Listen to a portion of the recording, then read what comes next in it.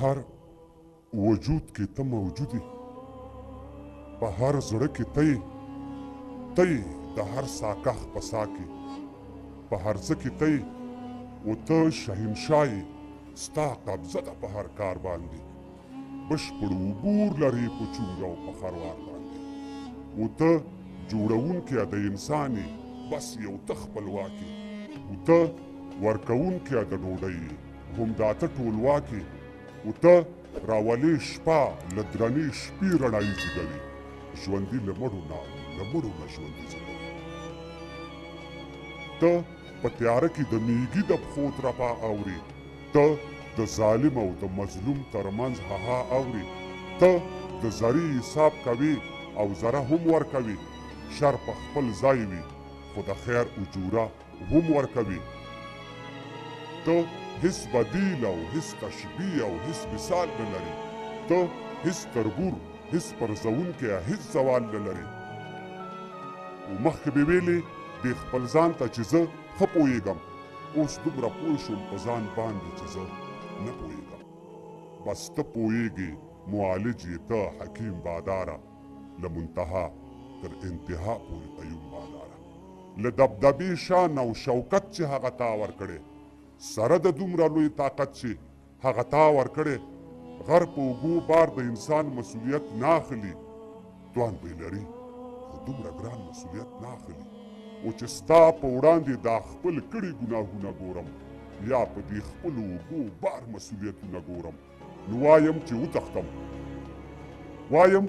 وتښتم، نو ستا له ځمکې چېرته لاړ شم، چې روان شوی له کوم ځای یم هلته بېرته لاړ شم. د بغاوت په هره لاره ستا پولس ولاړ دي، سل او زر نه دي بې شماره ستا پولس ولاړ دي. اوس ستا په ځمکه له ادبه په ملا ټیټ روان یم، دا ستا له قهر او له غضبه په ملا ټیټ روان یم. بس زه اوس پوه شوم چې دا ځمکه او اسمانونه ستا دي، اوبه،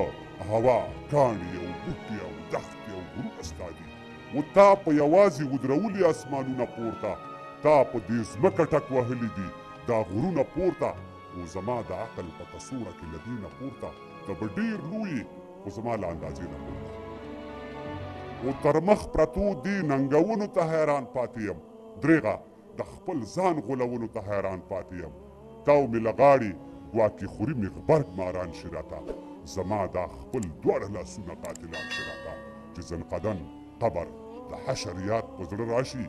عقل مې کار پرېږدي او په سترګو مې تیاره راشي، او ستا د دوزخ له ګرمې خونې مې دا زړه ودرېږي،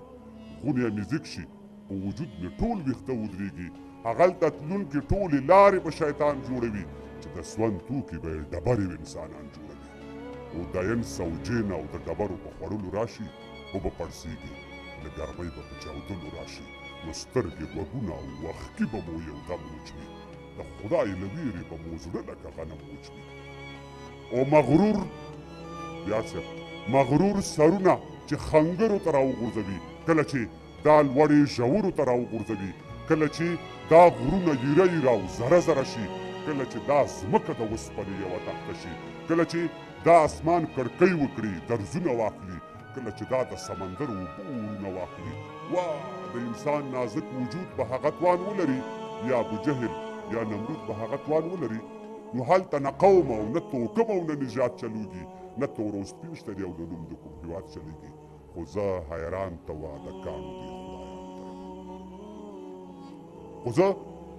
ته وا د کاڼو دې خدایانو ته یم، تعجب پاتې د دې کاڼو بندګانو ته یم، هغه غریب له ځان نه مچ قدرې شړلی نه شي،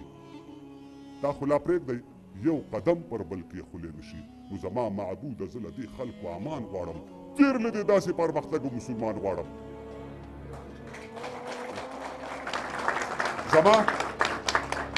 زما معبوده زه له دې خلکو امان غواړم، تېر له دې داسې پرمختګ مسلمان غواړم.